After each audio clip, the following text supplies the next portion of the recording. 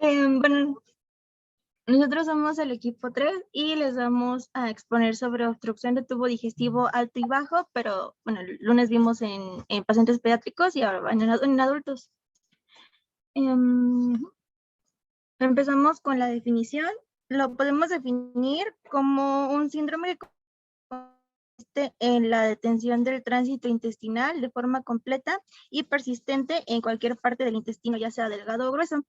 Esta se puede producir por diversas patologías como lo son luminarias en caso de BESWARs, que son objetos que se come la persona, por litos extraluminares en el caso de adherencias o intramurales en caso de la enfermedad de Crohn. Pueden ser de tracto gastrointestinal, peritoneales y sistémicas. Esta, bueno, da como problema principal una imposibilidad de canalizar gases y evacuar el contenido intestinal. Y bueno, como dato, cuando la obstrucción no es completa o persistente, hablamos de una suboclusión, aunque algunos, bueno, en algunos artículos leí que es, o sea, existe o no, no es como de una obstrucción incompleta. En cuanto a su clasificación, tenemos que hay de dos tipos, la mecánica y la funcional. En el caso de la mecánica va a ser un bloqueo intramural por adherencias o tejido cicatrizal que se forma, puede ser después de una cirugía o por un cuerpo extraño o cálculos biliares, que estas son poco frecuentes. Dentro de esta tenemos una obstrucción simple o con compromiso vascular. En la simple va a ser en la que no existe compromiso vascular y tenemos de tipo parietales que pueden ser por inflamación, por tumores o por malformaciones congénitas. En las extraparietales, que son fuera de la pared intestinal, y las intraluminares, que es a nivel de la luz del intestino. En el caso de compromiso vascular, tenemos por oclusión o estrangulación, que puede ser por pólvulos, por estrangulaciones de hernias o por invaginaciones intestinales, y con compromiso vascular secundario puede ser por una hipertensión intraluminar. Bueno, en el caso de las obstrucciones puede ser una obstrucción en naso cerrada, que esto ocurre cuando el intestino se obstruye en una porción proximal y distal, por ejemplo, en las torsiones de un bulbo en el intestino grueso o una, ¿cómo se llama? Por causa de una hernia, como en las hernias intestinales.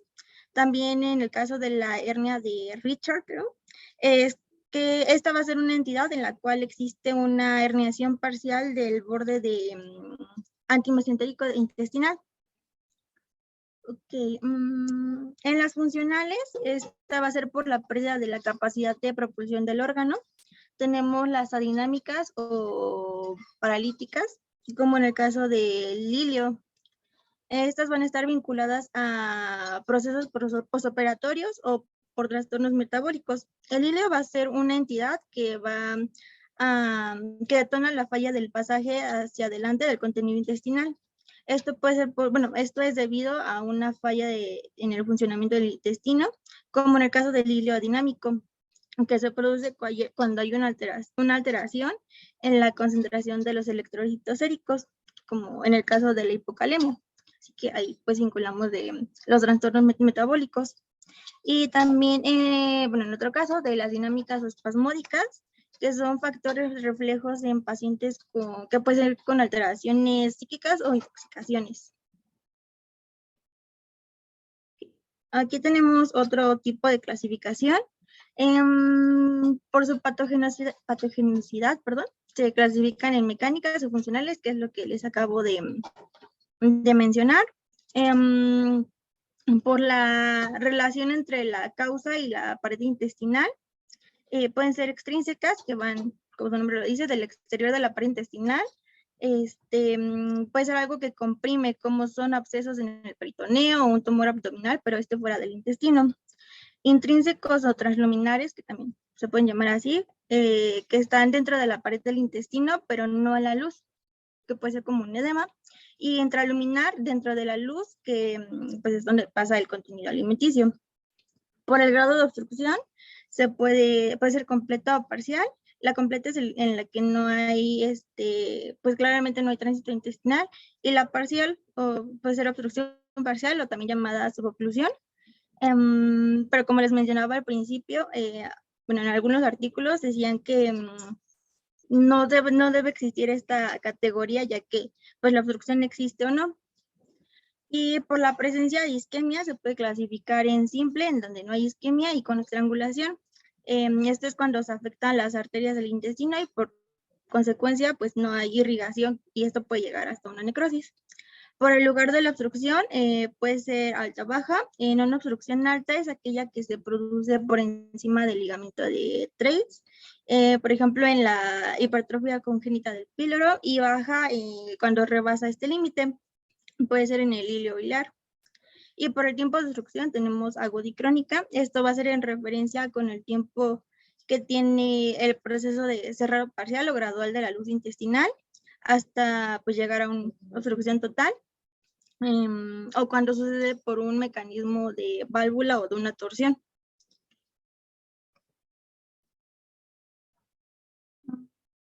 En cuanto a su epidemiología, la incidencia va a ser en el intestino delgado, va a ser similar tanto en hombres como en mujeres. La edad promedio de la obstrucción va a ser entre los 64 años. Las mujeres van a constituir el 60% del grupo de las obstrucciones de intestino delgado. Es una patología bastante frecuente en el servicio de urgencias y constituye del 20 al 35% de los ingresos al área quirúrgica hospitalaria. El 85% de las obstrucciones se resuelven con un tratamiento conservador y del 20 al 25% necesitan tratamiento quirúrgico. Y en cuanto a los factores de riesgo, tenemos cirugía abdominal o pélvica, que con frecuencia suelen generar adherencias, la enfermedad de Crohn, tumores metastásicos, hernias, infecciones parasitarias, un historial de ingestión de cuerpos extraños, como les mencioné de los BSARS, y la radioterapia. Bueno, en cuanto a la etiología, ¿se me escucha bien? Muy bien. Sí, lo escuchamos muy bien. Ah, qué bueno. Del intestino delgado, las más comunes están en esta tablita: adherencias, neoplasias primarias de segundo grado, cáncer secundario del intestino, metástasis derivadas de melanomas, invasión local por neoplasia maligna intraabdominal, hernias, ya sea externas, como una inguinal o femoral, y una interna, como lo puede ser después de una cirugía de derivación gástrica, en Y de Rux. Enfermedad de Crohn, vólvulo, intuscepción, que es invaginación intestinal, estenosis inducida por radiación, posisquémica, un cuerpo extraño, ilio por cálculo biliar, diverticulitis, divertículo de Merkel, hematoma o anormalidades congénitas. En cuanto a las adherencias, pues es la causa más frecuente de obstrucción en más del 90% de los pacientes que tuvieron una cirugía intraabdominal generalmente complicada, como lo puede ser en úlcera péptica y en peritonitis generalizada secundaria, y se van a producir por una reacción exagerada del organismo. Por limitar y reparar puede ser laxa, estas se despegan fácilmente, o fibrosas, depende precisamente de la reacción inflamatoria. En la siguiente diapositiva les voy a enseñar unas imágenes. También hernias, que son la segunda causa más frecuente en general, y la primera en pacientes que no han sido intervenidos quirúrgicamente. Internas, pues ya les mencioné algunas, también defectos del mesenterio no suturado en resección y por anastomosis. Y las externas, pues también podría ser hernias en el diafragma y hernias postincisionales luego de cierres defectuosos. En externas, pues vamos a tener abscesos, páncreas anular, como lo veíamos la clase anterior, endometriosis, síndrome de arteria mesentérica, como también lo vimos en la clase anterior. Y en las internas, pues aparte de las lesiones congénitas, pues también están cosas como la enfermedad de Hirschsprung, que es una enfermedad en la que hay ausencia de células nerviosas en los músculos de algunas o todas las partes del intestino grueso o delgado, y pues dificulta la eliminación de las heces. La siguiente, por favor. Aquí les puse unas imágenes. Las adherencias se verían así. Es lo que les comentábamos. Ahí una está causando como una asa cerrada. Las hernias, que es así como se se verían, y neoplasias. La siguiente, por favor.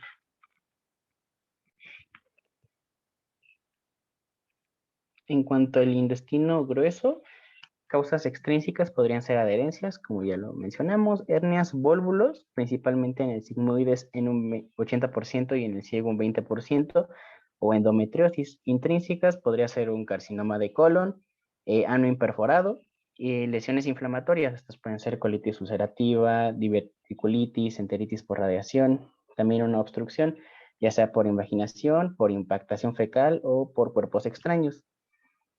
La siguiente, por favor. Y en ilio, aquí les puse unas imágenes igual. Ahí está un vólvulo y cómo causa el asa cerrada, enfermedad diverticular y una neoplasia. Podemos ver cómo pues, causa la obstrucción.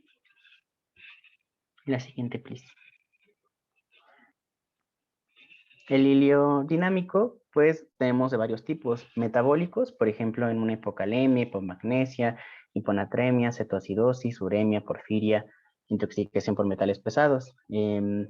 Por algún proceso inflamatorio local en cavidad peritoneal, por una peritonitis difusa, por procesos retroperitoneales, como sería un hematoma retroperitoneal, pancreatitis, una fractura espinal o pélvica, por uso de drogas o narcóticos, como pueden ser pues, narcóticos, antipsicóticos, anticolinérgicos, bloqueadores ganglionales, antiparkinsonianos, desórdenes neuropáticos, como podría ser consecuencia de diabetes, esclerosis, escleroderma, lupus eritematoso sistémico y la enfermedad que ya comentaba, la de Hirschsprung, un hilio posoperatorio seguido de cirugía intraperitoneal, un síndrome de Ogilvie, que es una pseudo obstrucción colónica de etiología incierta, y pues es cuando hay una dilatación moderada del ciego, y pues un trauma abdominal con un hematoma de la pared intestinal también podría causarnos esto.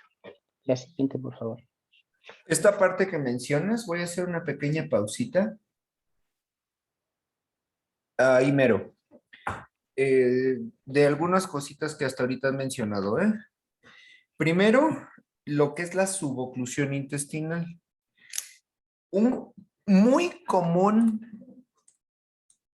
un error muy común es pensar que una suboclusión intestinal es como una oclusión chiquita, o sea, como que el paciente está medio tapado, pero no está completamente tapado.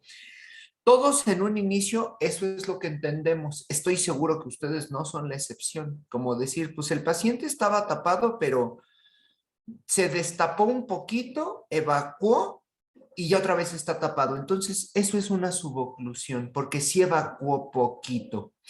Y ese es un error muy común que nos sucede. Entonces, la suboclusión intestinal, en realidad, si ustedes revisan el texto correcto, que sería el Schwartz, van a ver que lo único que maneja el Schwartz como suboclusión intestinal es el síndrome de Ogilvie.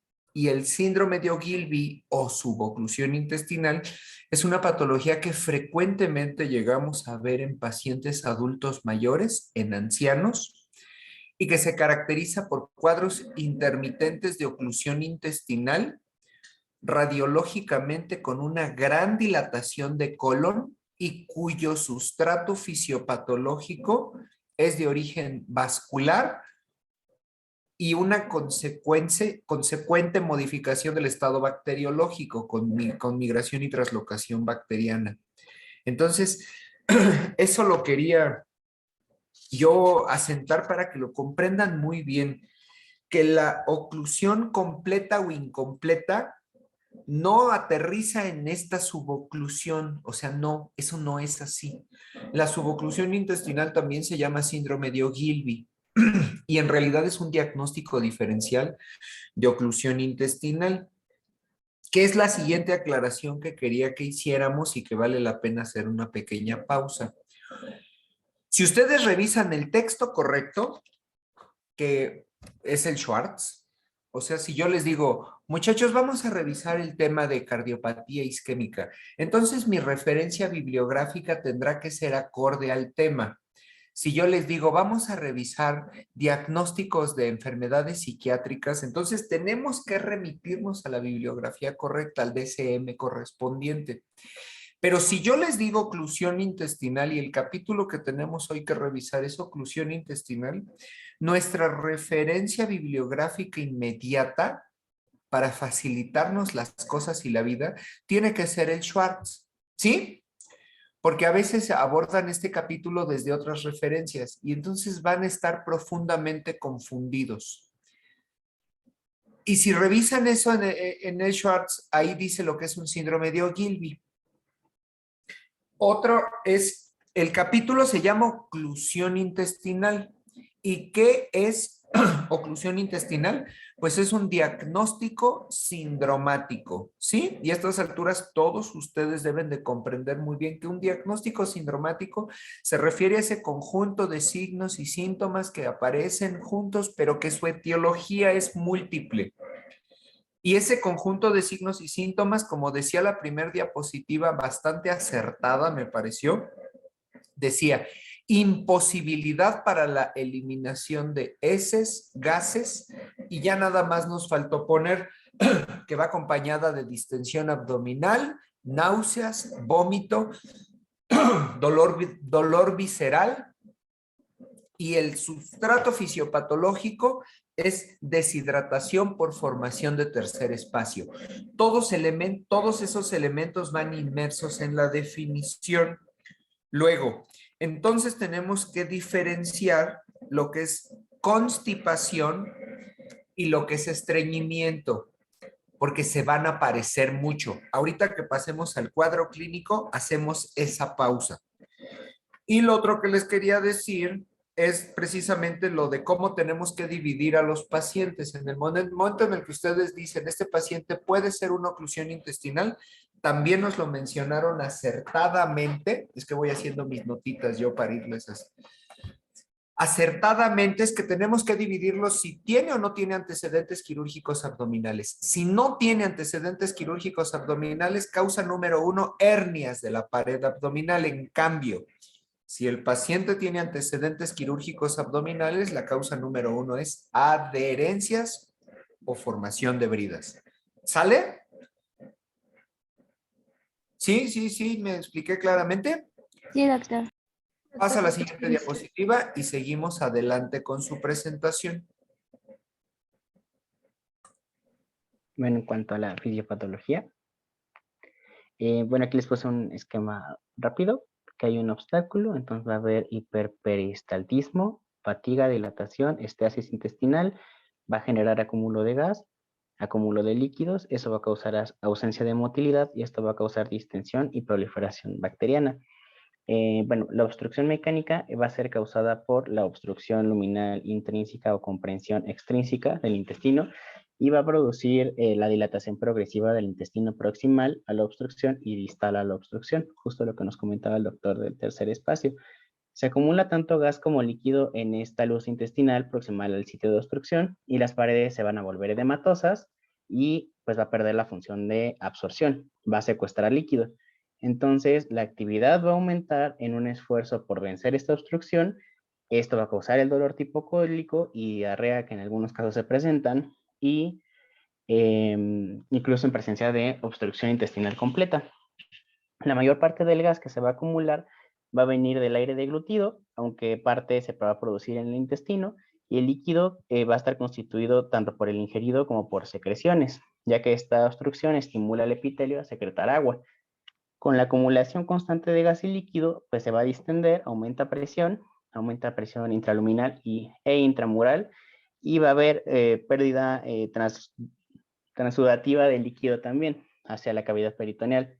Eventualmente la motilidad se va a reducir, van a haber menos contracciones y pues en el intestino delgado, que es casi siempre estéril, pues va a empezar a cultivarse diversos organismos. La siguiente, por favor.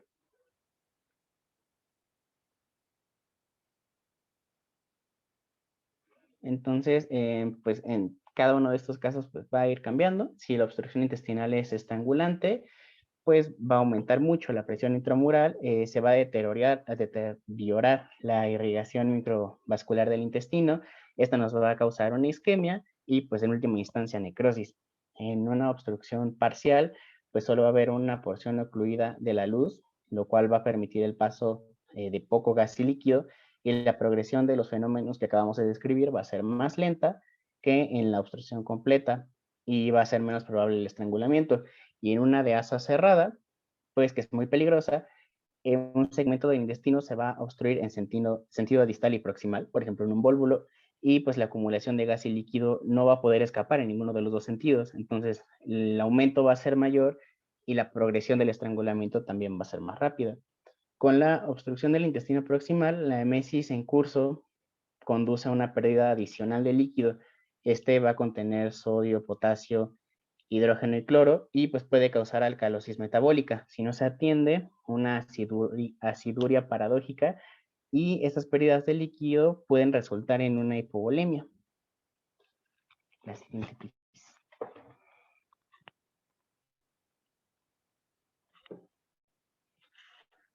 En cuanto al cuadro clínico, va a haber dolor de tipo cólico, que se localiza en un principio en el centro del abdomen y después en el área del órgano afectado. Posteriormente, pues se va a hacer generalizado por la inflamación del peritoneo visceral y parietal. Un dolor intenso y continuo puede sugerir una isquemia o necrosis, perforación por torsión o estrangulamiento de asa. En cuanto a la distensión abdominal, es más pronunciada si el sitio de obstrucción está en el ilion distal. Puede estar ausente si la obstrucción está en parte del intestino proximal, perdón, está en la parte proximal del intestino delgado.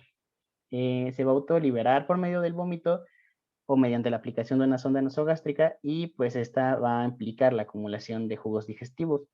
También va a haber náusea, vómito, que es más prominente en las obstrucciones proximales que en distales, y si es que el vómito es fecaloide, pues es por un crecimiento bacteriano excesivo. Va a sugerir una obstrucción más establecida y a un nivel ileal. El vómito de tipo gástrico, con o sin contenido alimenticio, sugiere obstrucción pilórica. También va a haber estreñimiento, ruidos intestinales hiperactivos al inicio y después va a disminuir, y obstipación, que es el cese de evacuación de heces o flatos, y indica una obstrucción completa. Sin embargo, el paso de flatos o heces pues puede continuar después de que empiecen los síntomas obstructivos, ya que hay evacuación del intestino luminal, del intestino más distal. O sea, todo lo que está delante de la obstrucción pues se puede seguir vaciando, digámoslo así. La hematoquesia puede ser un signo de tumor, isquemia, lesión inflamatoria de mucosa o invaginación. Los laboratorios pueden reflejar deficiencia de volumen intravascular, hemoconcentración, anormalidades electrolíticas, por lo que acabamos de comentar, y una leucocitosis leve. La siguiente, por favor. A ver, antes de que avances, aquí tenemos que hacer la otra pausa. La clínica cada vez es menos purista. Yo lo sé muy bien. O sea, cuando nos enseñan clínica, cuando aprendemos clínica, cada vez ha sido menos y menos purista en cuanto al uso de los términos. Entonces, a lo mejor esto que les voy a decir pueda no ser tan importante, pero sí es. ¿Qué diferencia hay entre constipación, obstipación, estreñimiento, obstrucción y oclusión? Son muchas palabras, entonces no planeo hacérselos más complicados, sino más fácil. Oclusión intestinal es como se llama el capítulo que estamos platicando. Es un diagnóstico sindromático. ¿Sale? Siguiente término. Obstrucción intestinal, como bien nos lo pusieron en una diapositiva, cuando decimos obstrucción intestinal, estamos aludiendo al origen mecánico. ¿Me explico? Origen mecánico. Luego, cuando decimos obstipación y constipación, en la clínica clásica que aprendimos hace muchos años, los que ya cada vez estamos más viejos, la diferencia es, obstipación es la imposibilidad para la eliminación de gases. Constipación es la imposibilidad para la eliminación de heces. ¿Sale? Siguiente término. Estreñimiento. ¿Cómo definiríamos estreñimiento? ¿Quién nos ayuda?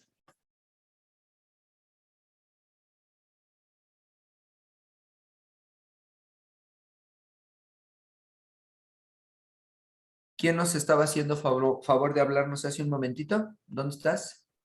Yo, ¿Sí? pues podría ser una dificultad de la evacuación de heces. Dificultad para la evacuación de heces. Pero pues entonces ahí estamos hablando de todo lo que ya dijimos, ¿no? Constipación, estreñimiento, obstipación, obstrucción, oclusión, taponamiento, ¿no? Es facilito. Cuando decimos estreñimiento, entonces estamos hablando de algo que se llama hábito intestinal, ¿sí? Cuando nosotros interrogamos a un paciente en este sentido de lo que ahorita estamos platicando, siempre tenemos que considerar algo que se llama hábito intestinal. Y eso se refiere a la manera en la que con más frecuencia el paciente evacúa, ¿sí? Porque ustedes van a aprender y van a ver cuando estén ya más tiempo en el hospital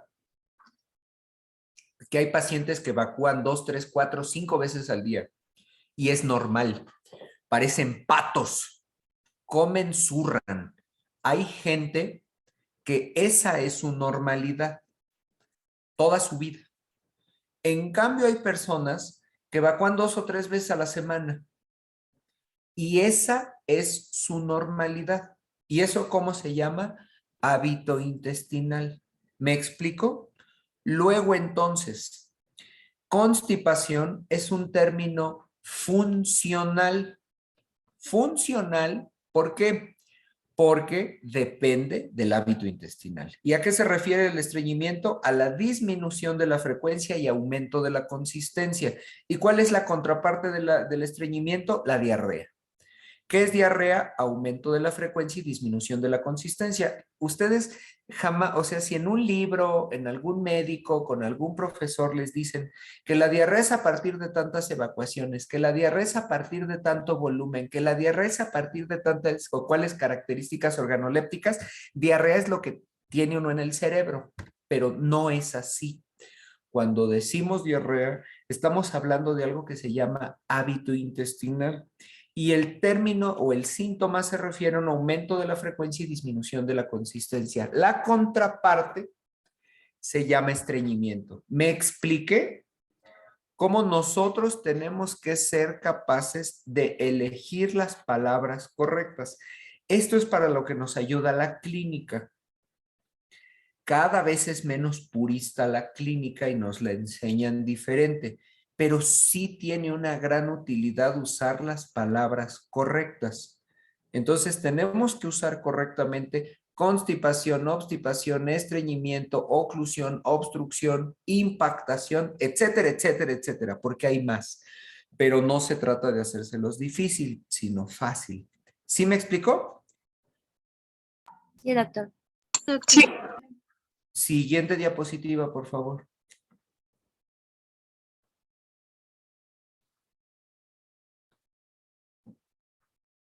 Bien, muchas gracias, doctor.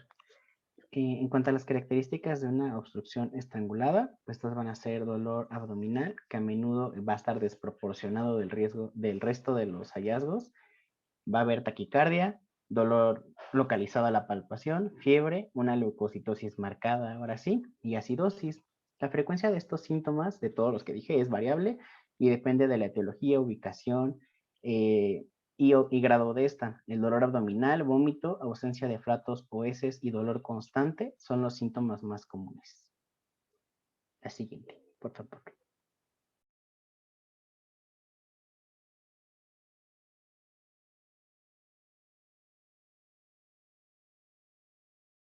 Ok, bien.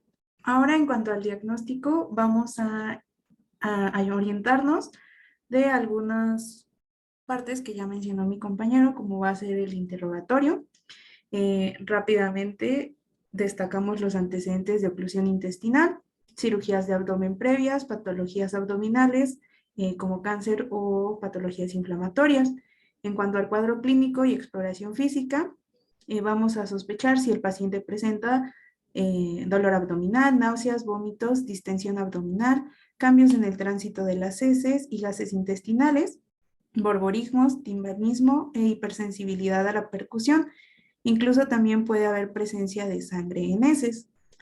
Y en los estudios de laboratorio se debe solicitar hemograma completo, tiempos de coagulación, gasometría y química sanguínea completa.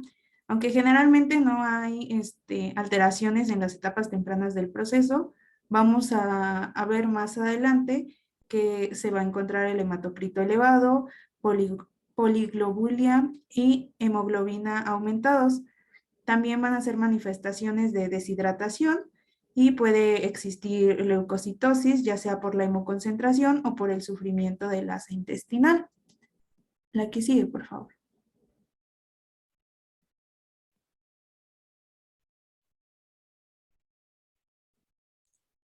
Siguiente. Odette. Gracias. Ahora sí, en cuanto a la radiografía de abdomen, estas se deben realizar de inicio una radiografía simple en bipedestación y en decúbito supino. También se mencionaba que puede ser en decúbito lateral en caso de que el paciente no se pueda poner de pie. Esto para poder observar los niveles hidroaéreos. En las radiografías de abdomen vamos a encontrar principalmente que las asas se van a encontrar distendidas y localizadas en posición central y transversal. Se menciona que para considerar que se encuentran distendidas, la dilatación debe ser de más de 2.5 centímetros de diámetro o que se puede tomar de referencia que mida más que el ancho de un cuerpo vertebral. También se va a encontrar presencia de niveles hidroaéreos por el líquido y el aire, posible líquido intraperitoneal y neumoperitoneo en los casos de perforación de vísceras, el colon descomprimido por la ausencia del gas, el signo de pila de monedas, neumatosis, que sería un signo de isquemia, y si la obstrucción es muy proximal, puede haber ausencia de gas tanto en intestino delgado como en intestino grueso y será necesaria una tomografía para confirmar. La que sigue, por favor. Entonces, en esta radiografía vamos a encontrar el signo de pila de monedas, que pues es lo que se señala en las flechas. Y si vemos, la distensión es mayor que el ancho de un cuerpo vertebral. La que sigue, por favor. Aquí igual es una radiografía en donde vamos a tener... Espera un momentito. Regresa a la anterior imagen porque está muy bonita como para no dejarla ir. Esta imagen de pila de monedas efectivamente es una imagen característica de oclusión intestinal, pero es un signo indicativo de otra cosa que se llama isquemia intestinal. ¿Sí? O sea, ahí la pila de monedas es categórica, o sea, es más que elocuente la imagen. Todos vemos cómo se ve una pila de monedas. Pero más allá de que está presente en pacientes con cuadros de oclusión intestinal, lo que nos hace pensar la imagen radiológica de pila de monedas es que hay isquemia intestinal junto con el edema interasa. Ojalá y todos logren como que imaginarse lo que es el edema interasa, que es las líneas blancas engrosadas que se ven entre una y otra pila de monedas. ¿Sí? Entonces sí, es verdad, es una imagen de oclusión intestinal. Pero si vemos esta incluso distribución centrípeta de las heces intestinales, es decir, como apelotonadas en el centro, es muy sugerente de isquemia intestinal. ¿Sí? Ahora pasa la siguiente. La siguiente imagen está bien bonita porque ahí se ven unos nivelotes. Lo que quiero es que todos se familiaricen con lo que es niveles hidroaéreos y son esas líneas que indican la interfaz aire-líquido. Señálanoslas, por favor, quien tenga el cursor.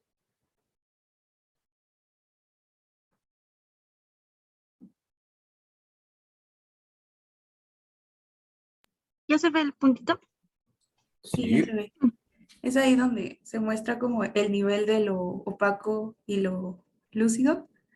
Ahí, eso es como el nivel hidroaéreo. Y se va a dar por gravedad, porque el gas va a estar arriba y el líquido pues va a estar abajo. Esta placa, entonces, ¿está de pie o de cúbito? De pie. De pie. ¿Y cómo se va a ver en decúbito? Pues nada. Y en cambio en la lateral, que hace ratito nos mencionaban que en realidad como la pedimos es oblicua o tangencial, vuelve a repetir la imagen de niveles hidroaéreos, ¿sí? Siempre que vemos niveles hidroaéreos, estamos hablando de oclusión intestinal radiológica, ¿sí? Sí, doctor. Muy bien, siguiente. La que sigue, por favor. Igual esta era pues para que pudiéramos ver los diferentes tipos de niveles hidroaéreos. Y la que sigue me parece también Pero es... ¿te fijas cómo se ven las dos? Está bien bonita esta placa, porque aquí vemos las dos. Vemos niveles, Sí, pero también vemos pila de monedas. Y también vemos una distribución centrípeta de las asas. Si lo vemos con un poquito de imaginación, así como que tratando de tener un espíritu radiológico, vemos como si fuera un reguilete. ¿Sí lo ven? ¿O no? ¿O nada más yo me lo imagino? Sí se ve un poco. ¿Verdad que sí? Se ve como si fuera así círculos concéntricos o imagen en reguilete. Esta imagen de círculos concéntricos en reguilete, o que también se llama la forma correcta de distribución centrípeta. Centrífuga significa para afuera, centrípeta significa hacia el centro. Y esta es de oclusión intestinal porque vemos los nivelotes tan bonitos que se ven aquí, pero aparte vemos pila de monedas y vemos edema interasa. El edema interasa es estas líneas blancas, ojalá tuvieran forma de prestarme el cursor. Si no, quien lo tenga, señale por favor entre una y otra pila de monedas. Y esa línea blanca engrosada, exactamente esa, gracias, esa se llama edema interasa. ¿Sí, muchachos? Entonces, bien bonita la imagen porque podemos ver niveles, pila de monedas, edema interasa y una distribución centrípeta. Y esto nos está hablando de que este paciente ocluido cursa con isquemia intestinal. ¿Sale? sí, doctor. Qué bonitas imágenes. Siguiente diapositiva. Igual es otra radiografía donde se puede ver incluso nivel hidroaéreo en el fundus del estómago y en el intestino delgado. La que sigue, por favor. En cuanto a la tomografía, vamos a tener que se solicita para determinar la presencia de una obstrucción en el intestino delgado, el tipo de información acerca del punto de obstrucción, también para saber sobre la causa de la obstrucción, ya sea tumoral o por adherencias que provocan las asas cerradas y o estrangulaciones. Y en esta se debe usar líquido de contraste y debe ser evaluado en cada caso según la utilidad diagnóstica que se espera y la tolerancia que tiene el paciente a este. El contraste también va a ser conocido como diatrizoato o gastrografín, perdón, el cual va a resultar útil en casos de estrangulación, isquemia y otras patologías vasculares como oclusiones de los vasos mesentéricos. Sin embargo, también se menciona que casi no se hace uso de este, ya que el examen clínico y las radiografías simples son suficientes para indicar una terapéutica. Y aquí les dejé una tabla en donde después pueden checar con mayor detalle sobre los hallazgos de la tomografía en los pacientes con obstrucción del intestino delgado y los voy a ejemplificar algunos con las siguientes imágenes en las diapositivas. ¿Le puedes dar a la que sigue, por favor? En esta... Recuerden, dame un segundito, sí, recuerden que está bien la imagen, que la tomografía la podemos pedir simple, contraste vía oral o contraste intravenoso. ¿Sí? Recordemos que la podemos pedir simple o con contraste, pero el contraste puede ser vía oral o intravenoso. El Schwartz al contraste vía oral o endoluminal le llama gastrografín o tiene otro nombrecito que creo que ahorita mencionaste. Y el otro es el contraste intravenoso. Lo que nos va a ayudar a determinar más la etiología es el contraste intravenoso y lo que nos va a ayudar a detectar un poquito más el sitio de la obstrucción es el contraste vía oral, ¿sí? Entonces, entiendan que, o sea, ¿qué contraste le vas a pedir? Existe contraste intravenoso y existe contraste vía oral, que es lo que le llama el capítulo de Schwartz gastrografín o otro nombrecito que creo que ahorita dijiste. Esta tomografía que estamos viendo aquí tiene contraste, pero tiene contraste intravenoso, no tiene contraste vía oral. Entonces, ¿qué nos va a ayudar aquí a ver? Pues un poquito más a determinar el origen o la causa y no tanto el sitio de la obstrucción. El sitio de la obstrucción nosotros lo podemos inferir, ¿sí? Si estamos viendo, por ejemplo, ilion terminal, incluso colon, pues obviamente el sitio de la obstrucción va a ser más distal. En cambio, si no vemos sus estructuras, pues podemos tratar nosotros de inferir en dónde es el sitio de la obstrucción. ¿Qué nos ibas a platicar más de esta tomografía? A ver, cuéntanos. Bueno, también iba a mencionar que esta, a diferencia de los rayos X, el paciente va a estar en decúbito supino, lo cual nos va a ayudar a ver los niveles hidroaéreos, que pues se ven un poquito mejor en la tomografía. Y la que sigue, por favor. En esta vamos a poder observar el signo del remolino, está marcado con la flechita, y nos va a hablar de, o va a hacer un cambio en la pared intestinal. Se va a observar la obstrucción en asa cerrada y se va a mostrar el mesenterio girado en torno al segmento intestinal que se encuentra colapsado. Por eso por ese giro que hace se ve como si fuera un remolino. La que sigue, por favor. Y en esta vamos a ver el signo de las heces, lo cual nos habla de una obstrucción intestinal completa. Se va a ver pues la diferencia de las densidades que hay, el aire y la materia fecal que puede encontrarse en el intestino. La que sigue, por favor. Y aquí vamos a encontrar bueno, la neumatosis, el signo de neumatosis, que va a ser la flecha de la izquierda, como esa rayita negra, y pues va a ser un signo de isquemia que se encuentra en una obstrucción intestinal por estrangulación.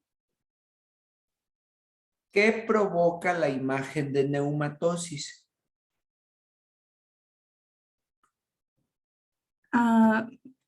No sé si estoy del todo bien, pero es que ya no se van a encontrar los niveles hidroaéreos, se encuentra vacío, por así decirlo. No, puede haber niveles o no, eso no dice nada. Neumatosis se refiere a que no hay aire intraluminal, sino que hay burbujas de aire intramurales. ¿Me explico? Y eso es de isquemia y de traslocación bacteriana y de formación de gas, pero no en el lumen intestinal, sino de burbujas de aire en el interior, pero de la pared. Por eso nos habla de isquemia. ¿Qué sigue cuando un paciente tiene neumatosis y no le resolvemos el problema? Pues que se perfore. ¿Me explico? Neumatosis intestinal significa que se hacen estas burbujas de aire en la pared, en la pared. Hagan de cuenta que si tocaran ustedes el intestino, la pared del intestino sería como de ese plástico de burbujitas para proteger objetos delicados. ¿Ya saben de qué les hablo? Sí. Sí. Haz de cuenta, haz de cuenta. Así se tocaría. Obviamente burbujas pequeñitas, pero como si estuviesen tocando ese plástico de burbujitas de aire que es para proteger objetos delicados. Eso es la neumatosis, que se forman estas burbujas de gas, pero en el intramurales, en el interior, en el espesor de la pared intestinal. ¿Qué sigue si no resolvemos el problema de fondo? Pues que el paciente se va a tener una perforación intestinal. ¿Sí? Porque en esta tomografía vemos, por ejemplo, en toda la parte de arriba, quien tenga el cursor, ayúdeme. La parte de arriba tiene asas llenas de aire, muy dilatadas, llenas de aire. Eso. Pero la parte de abajo tiene asas con líquido. Pero esas asas con líquido tienen burbujas de aire en el interior de su pared.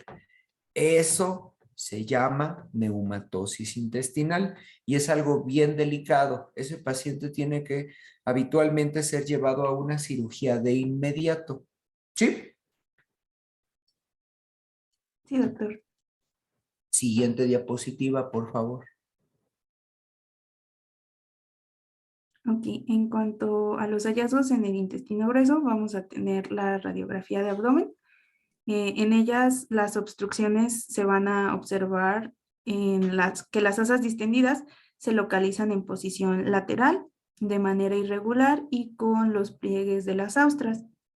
Se considera patológico cuando tiene un diámetro a partir de 6 centímetros en el colon transverso y 9 centímetros en el ciego, y va a existir un alto riesgo de perforación si el ciego tiene un diámetro mayor a 12 centímetros.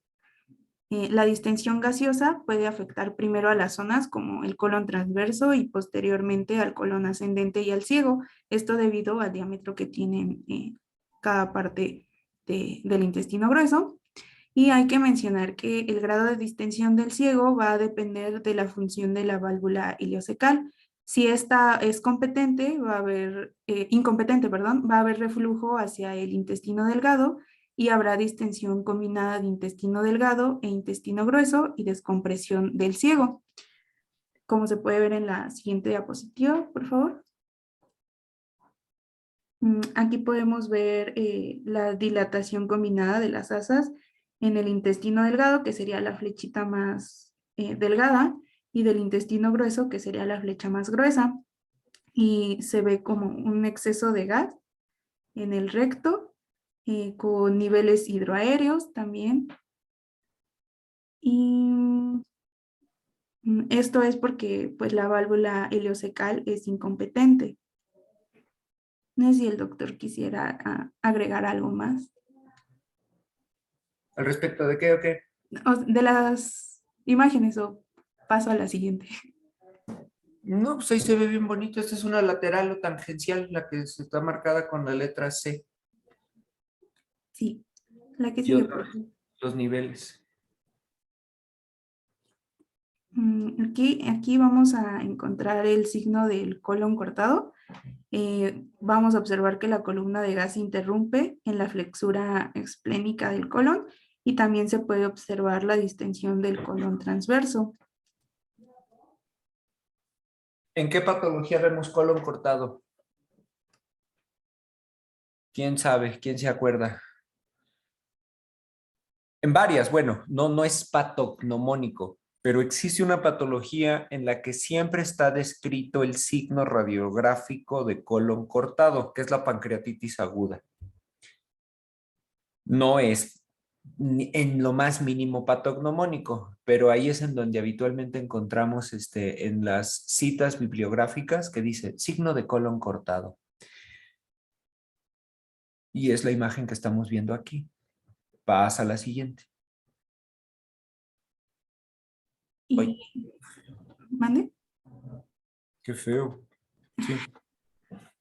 Bueno, y el signo del grano de café por vólvulo del colon sigmoideo se va a observar en la imagen una asa cerrada distendida por el gas y la posición de formando la posición de las paredes mediales, la hendidura del grano. Se puede, en la imagen radiológica, lo que sería la hendidura está formada por las paredes mediales del intestino y las paredes laterales sería lo que es el margen del grano, como lo exterior. Y pues la imagen de la derecha es como se ve. En el transoperatorio. Ajá, sí. Lo que vale la pena, esa imagen de transoperatorio que desgraciadamente luego sí llegamos a ver en el hospital, está así como que medio aparatosa, escabrosa y fea. Pero la imagen radiológica es buena en el sentido de que ustedes pueden ver, pero con mucha nitidez, el grano de café. Señálenoslo, por favor. Habitualmente, esta imagen de grano de café, en rayos X, en la placa, esta imagen de ese granototote de café ocupa casi toda la cavidad peritoneal. Exactamente eso. Todo eso es el grano de café. El grano de café es como un dicotiledón, o sea, de que es así grandota y ocupa prácticamente todo el abdomen. Así suele ser de aparatoso. Vólvulo se refiere a que esa asa con un mesenterio laxo rota más de 180 grados y eso compromete la irrigación sanguínea, inicialmente venosa, posteriormente arterial, hasta que llega a la secuencia de necrosis que estamos viendo en esta aparatosa imagen de transoperatorio. Eso es un vólvulo. Muchos órganos se pueden volvular. Volvular, insisto, significa rotar en torno a su mesenterio laxo, más allá de 180 grados. Lo que más se volvula es el colon sigmoides, después el transverso y el ciego, pero llegamos a ver vólvulos incluso gástricos. ¿Sí? Pasa a la siguiente diapositiva, por favor. Y Eso. por último vamos a tener el enema contrastado con sulfato de bario. Se limita a indicar el nivel y la causa de obstrucción, por ejemplo, si es completa o parcial. También está contraindicado en estrangulación, perforación o peritonitis. Antes de que tú nos digas, pregúntale a quién de tus compañeros nos ayuda para que nos diga cómo se llama este signo radiológico, tanto el de la izquierda como el de la derecha. Ay, no me sé los nombres de mis compañeros. ¿Alguien quiere ¿Quién nos participar? ayuda? Si alguien quiere participar, puede participar en lo que busco un nombre.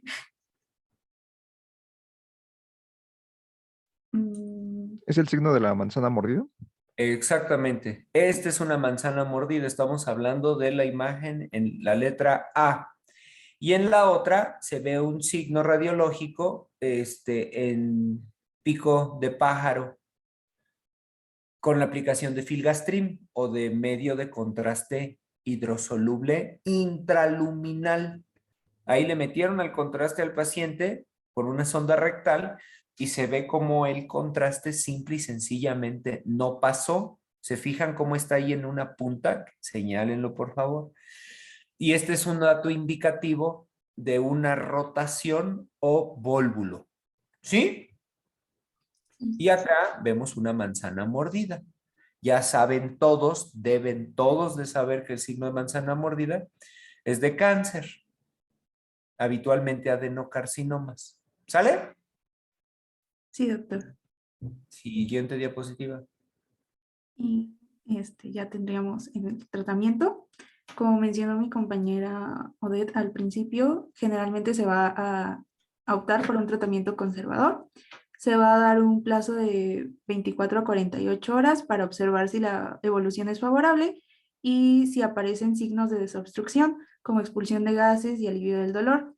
Se va a iniciar con el tratamiento conservador, que se puede ordenar por limitar la vía oral, la reposición de líquidos con soluciones isotónicas, una sonda Foley para la evaluación del estado del volumen de líquidos, reposición de electrolitos y equilibrio ácido-base, descompresión gastrointestinal con sonda nasogástrica, lo cual va a ayudar también a disminuir la distensión abdominal, mejorando el dolor y ayudando a la ventilación, la profilaxis antibiótica, que generalmente se va a indicar la cobertura contra bacterias gram negativas y bacterias anaerobias, ya que pues, es muy posible que por el compromiso circulatorio se presente cierto grado de translocación bacteriana y habitualmente es tratado con cefalosporinas de segunda generación como cefoxitina.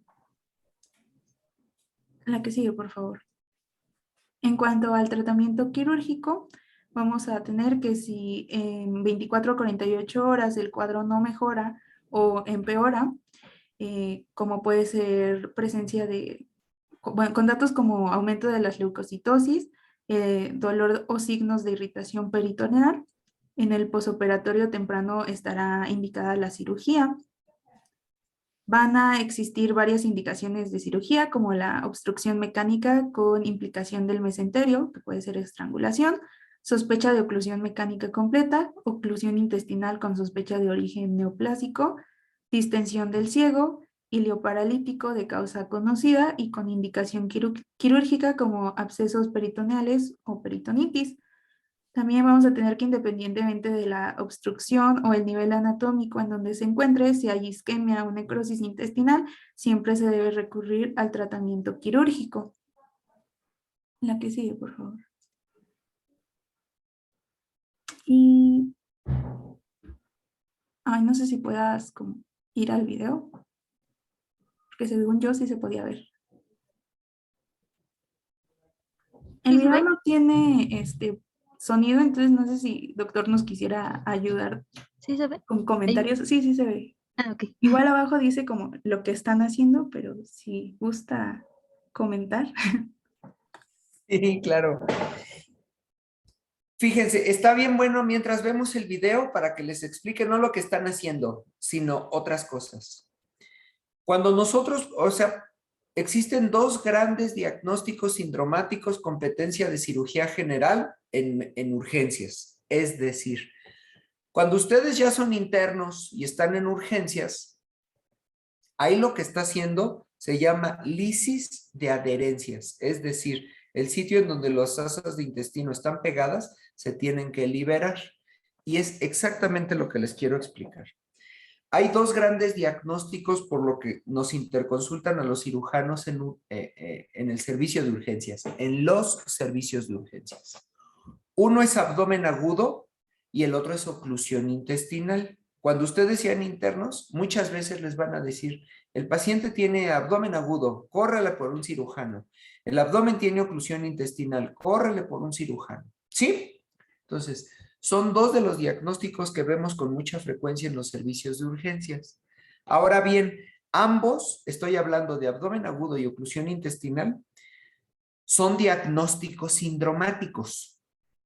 Y como bien nos explicaron ya, en los casos de oclusión intestinal, nunca la primera opción es una cirugía, sino que habitualmente al paciente primero se le da manejo conservador y cuando no existe una respuesta favorable, entonces ya viene el manejo quirúrgico. Para abdomen agudo, muchachos, está muy fácil. El estándar de oro desde hace muchos años es la laparoscopía. Lo que nosotros aquí estamos viendo es una laparoscopía. En abdomen agudo, el estándar de oro, esta es una pregunta que les ponemos incluso en sus exámenes. En abdomen agudo, en apendicitis aguda, en colecistitis aguda, o sea, habitual, o sea, el estándar de oro efectivamente es la laparoscopía, lo que están haciendo aquí.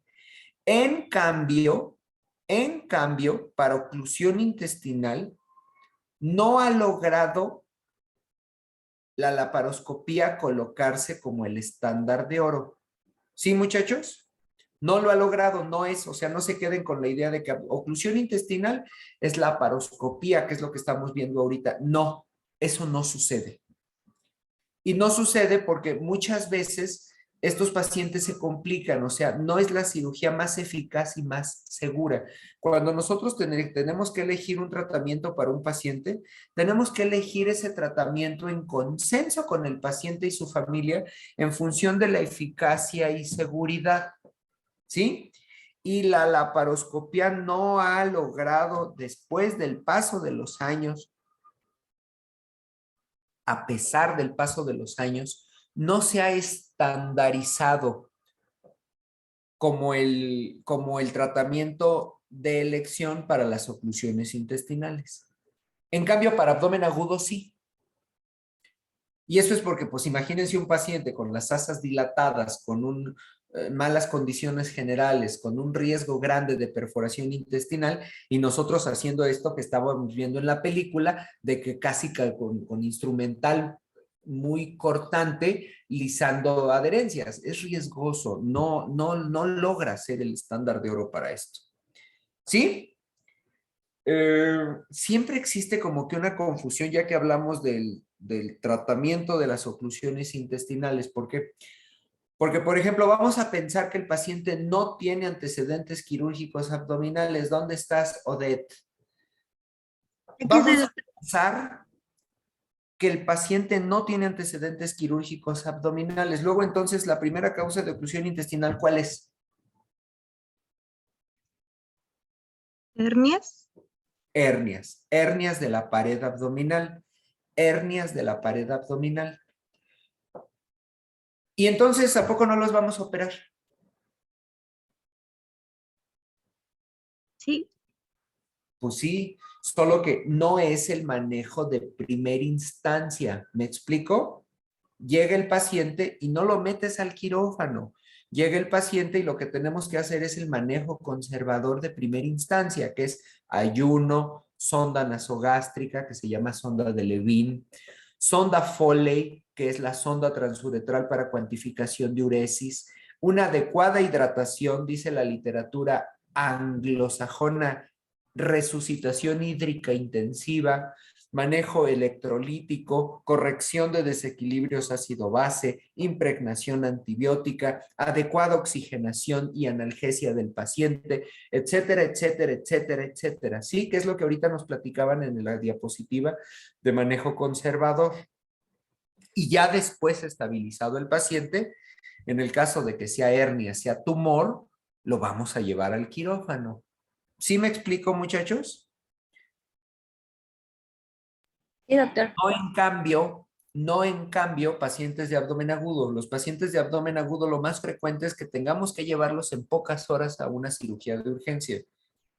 Y en cambio, en el abdomen agudo, el estándar de oro es la laparoscopía diagnóstico-terapéutica.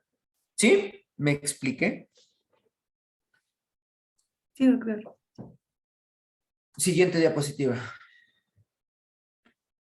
Ok, ya para terminar están las complicaciones. Bueno, las dividí en clínicas, quirúrgicas, posquirúrgicas y otras. Dentro de las clínicas vamos a tener neumonía e insuficiencia respiratoria, embolia pulmonar, complicaciones cardíacas, hilo prolongado y peritonitis. Dentro de las quirúrgicas puede haber infección de la herida, infecciones intraabdominales, hemorragia intraabdominal, necrosis y perforación intestinal.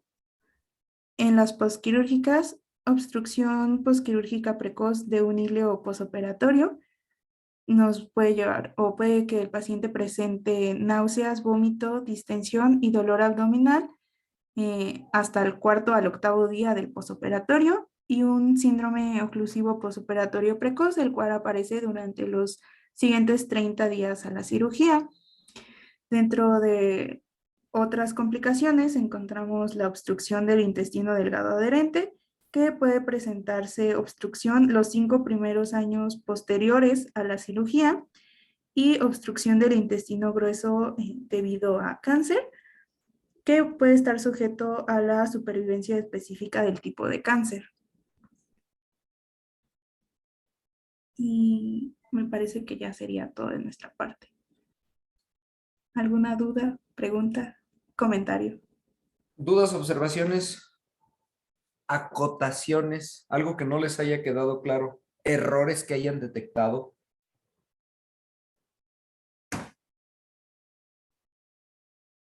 ¿No? Ninguno. Yo, doctor, o no, es que cuando estaba leyendo el tema, veía que en ocasiones manejaban el término de hilio como sinónimo de oclusión. ¿Si es así o, bueno, tiene alguna otra definición? No, pues es que exactamente es por donde empezó la conversación. Por eso no tenemos que leer. Por eso me parece que la clase estuvo bien planteada por sus compañeros, en el sentido de que eligieron bien la información. No hay que, o sea, ¿cómo se los explico de una forma que no parezca fea? O sea, no hay que leer cosas poco productivas. ¿Quieren saber de oclusión intestinal? Lean el Schwartz, no otras tonterías. Si quiero saber de abdomen agudo, tengo que leer el Schwartz. Así como antes en mis tiempos, pues, si tenías que leer algo de medicina interna, tenías que leer el Harrison o el Farreras, ¿no? Si tienes que leer algo de farmacología, pues tenías que leer el Goodman and Gilman. Ya no sé, pues ya no se usan los libros, yo les estoy hablando de hace muchos años, como estudiamos médicos de antes, pero por eso es que sí es bien importante el elegir la bibliografía en la que vamos a entretenernos estudiando. No, es la definición del término. Si ahorita me dicen, oye doctor, y entonces en este capítulo que acabamos de revisar de oclusión intestinal, ¿dónde queda la palabra íleo? Pues entonces les tendría yo que decir que dentro de del cajón de diagnósticos diferenciales. ¿Sí? Ahí es en donde queda el íleo. En los diagnósticos diferenciales. Pero, o sea, yo esperaría que ya todos sepan usar la palabra oclusión, obstrucción, obstipación, constipación, bloqueo, íleo. ¿Sí? Es de lo que hemos estado platicando precisamente. ¿Algún otro comentario que tengan, muchachos? El grupo, ¿de cuántos estudiantes es? Por lista somos 30, pero 3 se cambiaron, así que técnicamente somos 27. 27, o sea, faltaron 4 personas en la sesión, pues, en la presentación. Bueno, sí, fíjense que precisamente de eso platicábamos hace rato. Sería lo mejor que les podría pasar, muchachos, créanme. Sería que volvieran a la normalidad en la que ustedes asistan a sus clases y tengamos nuestro trabajo de escuela, de salón, de clases, de presentaciones, trabajo clínico, etcétera, etcétera. Ojalá eso suceda pronto. Ojalá eso suceda pronto. Bueno, no hay más comentarios o observaciones. Hemos terminado. Muy bien, muchachos. Muchas gracias.